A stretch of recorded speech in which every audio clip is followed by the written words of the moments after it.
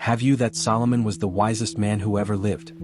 Few people understand is why God did it. Have you ever heard that Solomon was the wisest man who ever lived? But what few people understand is why this teaches us about our own God made it this way, and what it teaches us about our own choices. In 1 Kings 3 verse 5, God appears to Solomon in a dream and says, "Ask whatever you wish and I will give it to you." Now stop and think. If God made you, now stop and think. If God asked you this question today, what would you ask for? Well, fame? Revenge? Solomon, still young and insecure, responds with something surprising. He asks for wisdom. He says, "Give your servant a heart full of understanding to govern your people." 1 Kings 3. So with this request that in addition, 1 Kings 3 verse 9, and God is so pleased with this request that in addition to wisdom, he gives wealth, honor and a peace that no king before him had experienced. Solomon's was not just theoretical, it was practical. In 1 Kings 2, women fight over a baby. Both claim to, shocking. But Solomon's wisdom wasn't just theoretical, it was practical.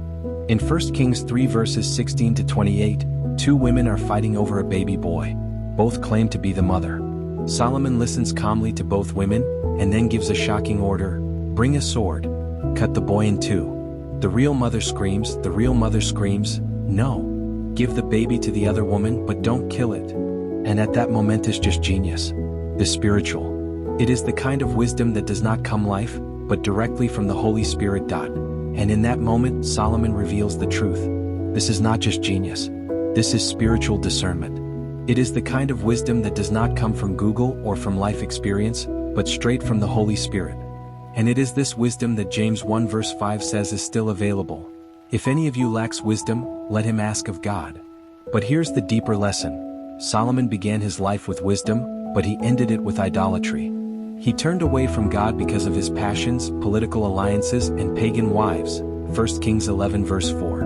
The wisest king in the world was lost, not for lack of intelligence but for lack of obedience. And this tells us something powerful. Wisdom without reverence is ruin. Knowledge without holiness is vanity. You can know a lot and still be lost. That's why Proverbs 9 verse 10, written by Solomon himself, reminds us, "The fear of the Lord is the beginning of wisdom." So remember, more important than being wise is being obedient. Because wisdom begins with humility. And humility begins when you recognize that you need God more than answers.